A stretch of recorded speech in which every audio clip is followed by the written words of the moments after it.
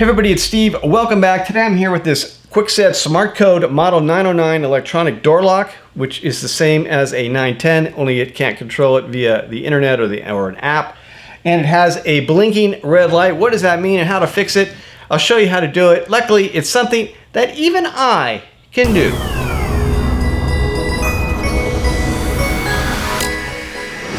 Okay, so let's get to it. Now, this is a lock that came from my mother-in-law's house. She saw the lights flashing in this way and her lock was making a funny noise when it opened and closed. So she wanted to know what was wrong. I said, I didn't know. Send it to me and I'll take a look at it in the Things Even I Can Do laboratory. So she shipped it to me. Here it is. I've installed it on this door, upside down incidentally. But you can see it is in fact flashing yellow and red or green and red depending on how the lock is set up. So when it's in the unlocked position, you'll see a green and a red light. If it's in the locked position, you'll see a yellow and a red light. You'll probably also notice when you lock or unlock the door that it will appear sluggish. If your sound is turned on, you'll also hear it beep when you try to unlock the door. Okay, so what this means is we need to replace the batteries. So to do that, we'll have to access them. The first thing we'll do is we'll remove the cover. So grab it from either side and pull straight up.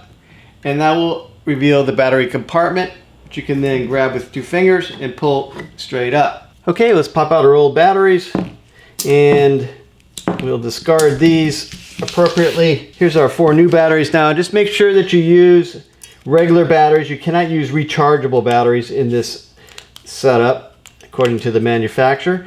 Okay, all set. Let's get that installed. Okay, 4 new batteries have been installed, and for best results, use the same kind of batteries and try to make sure that they're basically bought at the same time so that they're all at the same strength. Otherwise, you're going to end up throwing away batteries that maybe weren't bad.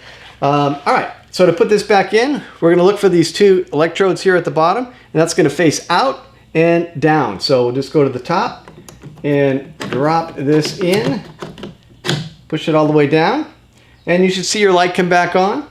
And we're looking now for a flash, but no red. And there's our yellow. So yellow flash with no red means it's in the locked position, which you can see that it is.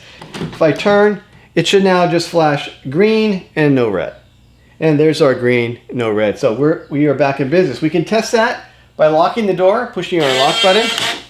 And that worked fine, so that's good. Okay, the only other thing we need to do is to put our cover back on, and that will just, of course, come up here and we'll slide that straight down and push it all the way down until it snaps into place. All right, that is that. We are done. If you found that video helpful, please hit that like button. Please subscribe. If you need batteries, use our links. I have some down below or up here in the corner. And that helps us out because we get a little bit of commission whenever you make a purchase through those links. Okay, one last thing. If you're ready to upgrade your door lock, I do like this Phillips one. This is the one I have at my house. I can use my thumb or any other finger, for that matter, to unlock the door. It also has a keypad, so you can do a traditional PIN code. You can set multiple codes for multiple people, for specific time windows, for a short duration or forever. So lots of different options here. It also connects with your Wi-Fi, so you can use your phone to lock and unlock the door. I have links for how to install this up here in the corner. It's a playlist of 3 different videos. All right. That is all I have for today. If you found this video helpful, please hit that like button, please subscribe, and until next time, this has been Steve for Things That Even I Can Do.